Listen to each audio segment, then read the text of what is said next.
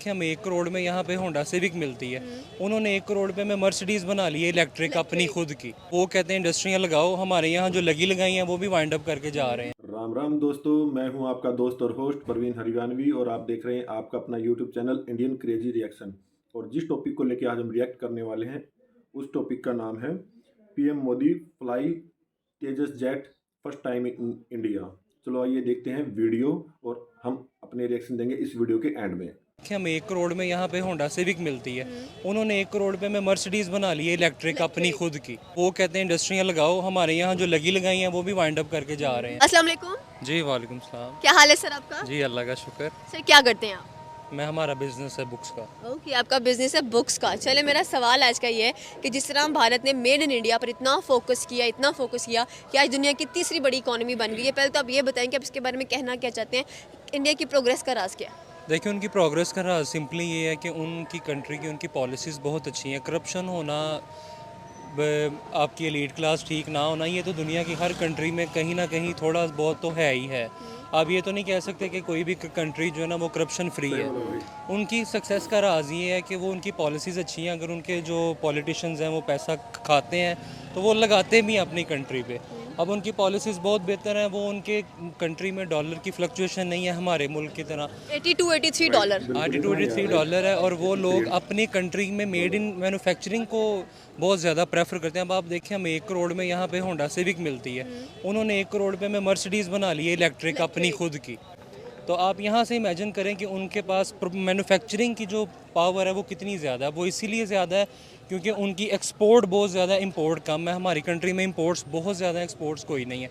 दूसरा, यहाँ इलेक्ट्रिसिटी बहुत महंगी है, पेट्रोल बहुत महंगा है, जिसकी वजह से मैन्युफैक्चरिंग कैसे कोई करेगा मतलब बिजनेसमैन। लोग यहाँ पर बड़े बड़े इन्वेस्टर्स इसलिए नहीं आते बिकॉज पाकिस्तान एक ज़माना जब बहुत ज़्यादा चीप था, चीप लेबर अवेलेबल था, इलेक्ट्रिसिटी चीप आपको मिले, लेकिन वो चीज़ें अवेलेबल नहीं है। इंडिया वहाँ पर कहता है इंडस्ट्री लगाओ, आकर आपको 6 महीने टैक्स फ्री दिया जाएगा। टैक्स फ्री दिया जाएगा। वो कहते हैं इंडस्ट्रियाँ लगाओ, हमारे यहाँ जो लगी लगाई हैं वो भी वाइंड अप करके जा रहे हैं। सर सवाल आज का ये है कि मेड इन इंडिया की आपने सुना होगा कि जिस तरह से इंडिया ने प्रोग्रेस किया है, अपनी इकोनॉमी को बूस्ट किया है, third largest economy almost 4 trillion की हो चुकी है। क्या वजूहात हैं भारत का इतना ग्रो करने का? पहले भारत जो है ना, जहाँ तक मैं सोचता हूँ, उनकी जो एजुकेशन है, ठीक है, उसकी जो क्वालिटी है वो बहुत ज़्यादा बेहतर है।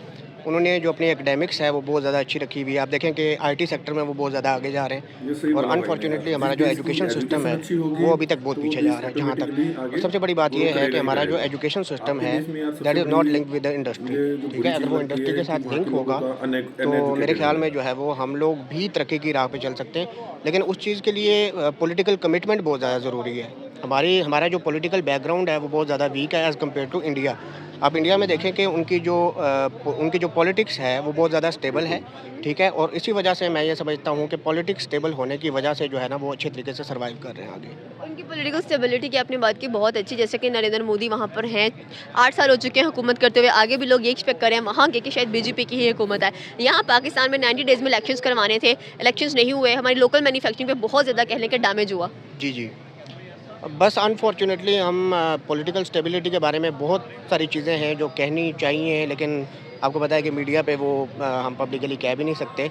लेकिन ये है कि बहरहाल पाकिस्तान के जितने भी थिंक टैंक्स हैं उनको इस बारे में सोचना चाहिए कि अगर हम अपने मुल्क के साथ सिंसियर होना चाहते हैं तो हमें जो है वो डेमोक्रेसी को चांस देना पड़ेगा कि वो सर्वाइव करे आगे। जिसकी जो कॉन्स्टिट्यूशनल रिस्पॉन्सिबिलिटीज़ बनती हैं वो अपने कॉन्स्टिट्यूशनल दायराकार में रह के अपनी अपनी जगहों पे अपनी अपनी रिस्पॉन्सिबिलिटीज़ जो है वो परफॉर्म करें, क्योंकि इंस्टीट्यूशंस जो है ना वो एक दूसरे की राह में जब रुकावट बन जाते हैं तो फिर अल्टीमेटली मुल्क के लिए आगे चलना बड़ा मुश्किल हो जाता है। ये बात आपने सही की, जिस तरह से इंडिया डिफरेंट प्लेटफॉर्म्स प्रोवाइड करते हैं अपने स्टूडेंट्स को, अपनी यूथ को, जैसे कि शार्क टैंक जैसे प्रोग्राम्स हैं। अगर किसी को कह लें कि किसी किस्म का कोई टैलेंट है उसको वो प्लेटफॉर्म दिया जाए, जैसे कि आप सिंगिंग की बात कर लें, वट उनके पास आईटी एक बेसिक हब उनका कंसीडर किया जाता है।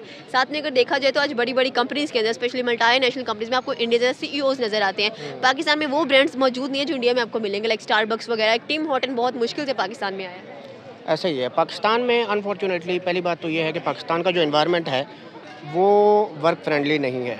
यहाँ पर जो है वो टैलेंट की एक्सप्लॉयटेशन है ठीक है, लेकिन ये है कि टैलेंट की कदर नहीं है यहाँ पे। तो जब तक हम टैलेंट को प्रमोट नहीं करेंगे, कदर नहीं करेंगे, तो इस तरह जो है वो ज़ाहिर बात है ना ही फ़ॉरेन टैलेंट जो है वो हमारे पास आएगा, बल्कि उल्टा ये है कि आप देखें कि जो हमारा लोकल टैलेंट है वो भी जो है वो फ़ॉरेन मूव कर रहा है, अब्रॉड जा रहे हैं लोग। तो उसकी वजह यही है कि हमारे मुल्क में जो है वो टैलेंट की कदर नहीं है। क्या एक्सपेक्टेड है कि कब तक पाकिस्तान के अंदर जो हमारी लोकल मैन्युफैक्चरिंग है वो इंक्रीज़ होगी और पाकिस्तान के अंदर भी इन्वेस्टर्स आएंगे और यहाँ पर भी इन्वेस्ट करेंगे, बिल्कुल उसी तरह जिस तरह वो भारत को एक बड़ी मंडी कंसीडर करते हैं और वहाँ पर जाकर इन्वेस्ट करना प्रेफर करते हैं?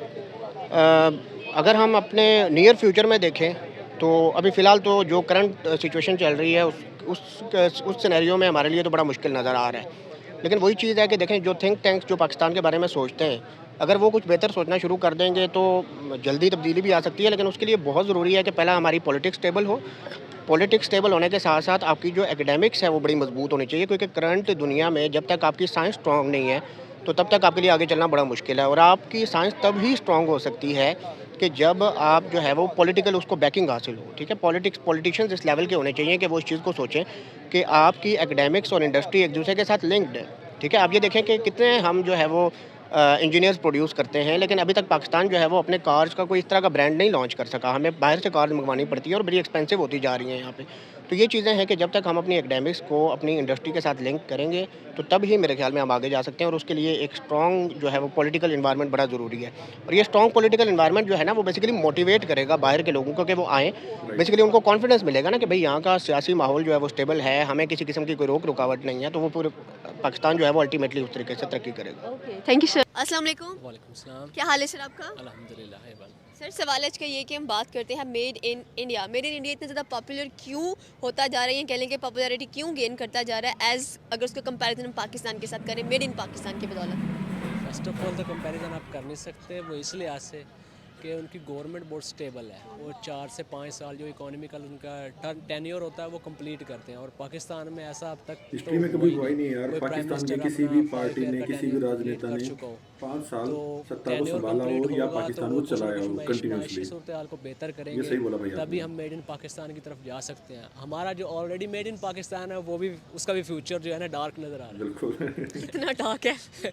में डिपेंड करता है आप कितना उस पर आप कंट्रोल कर सकते हो। फ़िलहाल अभी जो है स्पोर्ट्स इंडस्ट्री में है पाकिस्तान, या मेडिकल की इंडस्ट्रीज़ में है जो पाकिस्तान अपने इंफ्रास्ट्रक्चर के लिहाज से कुछ ना कुछ बिल्ड करके out of the country sell कर रहा है, उसके ऊपर आपके टैक्सेस ही इतने हैं, तो वो भी आप डार्क साइड पर लेकर जा रहे हैं। को पाकिस्तान बाहर कुछ भेज ही नहीं रहा। मतलब राइट नाउ अगर भारतीय लोगों की भी बात की जाए, इंडियन लोगों की भी, तो वो भी आपको नज़र आएंगे बड़े से बड़े ओहदों पर। मतलब कि देखा जाए तो इस वक्त जो आईफोन की मैन्युफैक्चरिंग थी वो सबसे ज़्यादा इंडिया में की गई। एक्सपोर्ट भी आप देख लें कि ऑलमोस्ट उसने जो किया है वो भी बिलियंस में किया है।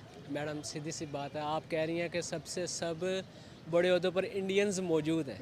इंडियंस मौजूद किस लिहाज से हैं? एजुकेशन के लिहाज से उन्होंने अपने आप को बिल्ड किया। उनकी आईटी इंडस्ट्रीज़ को आप उठा के देख लें, इस time top of the world है। All over the in the world में आप कह सकते हैं उनके IBM, Microsoft, Google, Samsung etcetera जो भी पॉपुलर ब्रांड्स हैं आईटी के, उनके चेयरमैन कौन है? इंडियंस हैं। और हमारे आउट ऑफ द कंट्री जो बाहर जाके करते हैं वो क्या कर रहे हैं? क्या कर रहे हैं? हाँ भी धरने और क्या कर रहे हैं? आप बाहर पढ़ने के लिए गए हो, पढ़ाई के अलावा तो आपका और कोई काम नहीं होना चाहिए। आप अपने मुल्क को किस लिहाज से रिप्रेजेंट कर रहे हो? आप नेगेटिव रिप्रेजेंटेशन दे रहे हो ना, एज़ कम्पेयर टू उन्हें देख रहे हैं आप, वो उनकी ऐसी नेगेटिविटी आप देख सकते हैं। आपने कहा कि हम जब मुल्क के बाहर जाते हैं हम नेगेटिव अपने आप को रिप्रेजेंट करते हैं वहाँ पर जाकर, लेकिन कुछ लोग अगर पाकिस्तान में, जैसे मैंने आपसे एक सिंपल जनरल क्वेश्चन किया कि भाई मेरे इंडिया इतना पॉपुलर क्यों होता है, जरा आपने मुझे जनरली कह दिया कि ये इस वजह से पॉपुलर हो रहा है। लेकिन कुछ लोग यहाँ पर पाकिस्तान में ऐसे हैं जो कि कहते हैं आप यहाँ पर पाकिस्तान की नेगेटिव इमेज पोर्ट्रे कर रही हैं। नहीं ऐसा तो नहीं है। पाकिस्तान की नेगेटिविटी कहाँ से है यार? पाकिस्तान की नेगेटिविटी तो आप तब है ना जब आउट ऑफ द कंट्री जाकर आप उसको रिप्रेजेंट करते हो, वहाँ पे नेगेटिविटी शो होगी। यहाँ पे कौन सी नेगेटिविटी? यहाँ पे क्या ज़्यादा से ज़्यादा पॉवर्टी है, बस दैट्स इट। लोग कहते हैं कि आप उसको भारत के साथ कंपेयर कर देते हैं। आप क्यों कंपेयर करते हैं? आपका कंपैरिजन बनता नहीं है। इंडिया हमारा दुश्मन मुल्क है, दुश्मनी उसके साथ होते हुए आप कैसे कंपेयर कर सकती हैं? आप कह लेंगे एक किस्म का, मतलब आप एक इंडिपेंडेंटली बात करेंगे भाई वो क्यों आगे बढ़ता जा रहा है। एक बच्चे को भी पता होगा कि वो क्यों आगे जा रहा है। वो जा रहा है इस लिहाज से जा रहा है ताकि वो अपनी तिजारत को मद्देनज़र रखता है। तिजारत सबसे बड़ा काम है। आप वसल्लम की हदीस है, ये आई थिंक मैं रोंग भी हो सकता हूँ, कि उन्होंने भी किसी भी सूरत में तिजारत को कम नहीं किया या ख़त्म नहीं किया अपने दुश्मन के साथ भी। तो सब सिंपल बात है, हमारी पिछले 4-5 साल से एक्सपोर्ट इंपोर्ट इंडिया के साथ बंद है, जिसकी वजह से हमारे मुल्क में काफ़ी क्राइसिस हैं। आप एग्रीकल्चर के लिहाज से देख सकते हैं। ऐसी जो ब्रांड्स हैं या कुछ भी सब्ज़ी फ्रूट्स वगैरह कुछ भी हैं, आप ज़्यादातर हम इंडिया से एक्सपोर्ट करते थे, जिसमें टमाटर हो गया एटसेट्रा कुछ भी हो जाता है, लेकिन उसी के लिहाज से वो पाकिस्तान में जब रेट इंक्रीज़ होता है वहाँ से आप ले नहीं सकते, कुछ भेज नहीं सकते, तो आप अपनी मैशत को किस तरह स्ट्रॉन्ग करोगे?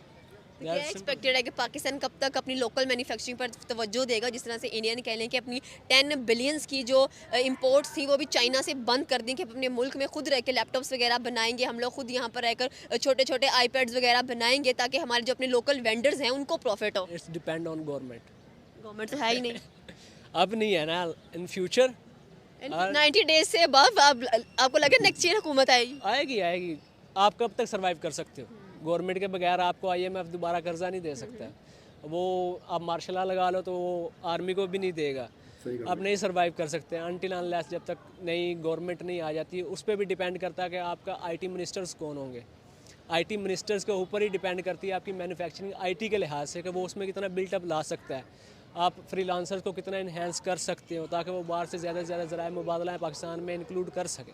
ये तो डिपेंड करता है गवर्नमेंट के ऊपर और गवर्नमेंट की पॉलिसीज़ के ऊपर।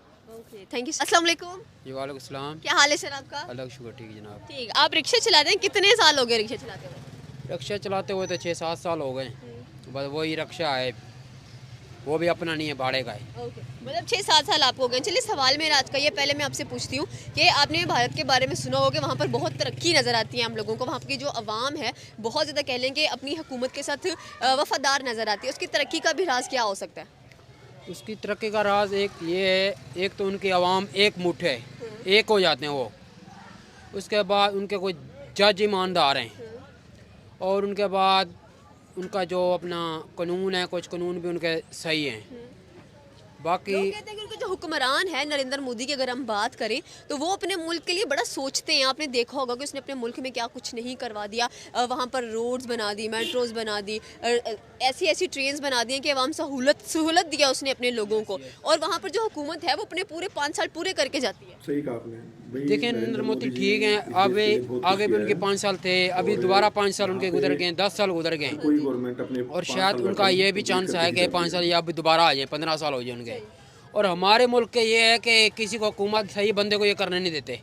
एक इमरान खान आया था, वो बंदा ठीक था, हर किसी के साथ बात करने का उसको तरीका था, क्योंकि झुक के बात करता तो किसी के बाप के साथ नहीं था, वो अल्लाह के सिवा झुकना है, क्योंकि हम लोग मुसलमान हैं। ये हमारा मुल्क बना था ला इलाहा इल्लल्लाह मोहम्मद रसूलुल्लाह, एक ईमान के लिए, एक इस्लामी मुल्क के लिए, तो अल्लाह के ज़ात के सिवा किसी से नहीं झुकना।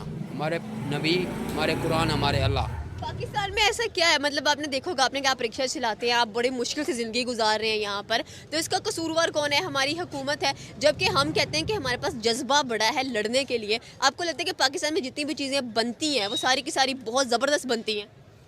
कुछ नहीं बनता, ये सब बातें फजूल हैं, यहाँ कोई जज्बा नहीं है। हमारी हुकूमत पूरी चोर है, इमरान खान के सिवा जो भी आए हैं, जितने ऊपर वाले हैं, फौज है, पुलिस है, जितने लोग भी हैं, मैं कहता हूँ चाहे मुझे पकड़ भी लें, तो उसके बाद कोई हमारा मुल्क की तरक्की नहीं जा रही। ये अपना माल बना रहे हैं, अपने घर बना रहे हैं, अपने बंगले बना रहे हैं। अगर भारत के साथ आपको पता होगा कि मेड इन इंडिया की वजह से चाइना पे लिखा होता है कि ये चाइना की बनी हुई चीज़ है, अमेरिका पे लिखा होता है ये अमेरिका की बनी हुई चीज़ है, हम इंडिया की बात करें उस पर लिखा होता है ये इंडिया से बनी हुई चीज़ है। जैसे आईफोन वगैरह की बात कर लें, आप गाड़ियों की बात कर लें, उसके ऊपर मेड इन इंडिया लिखा होता है। पाकिस्तान पे कब लिखा जाएगा मेड इन पाकिस्तान की? ये चीज़ पाकिस्तान ने बनाई है।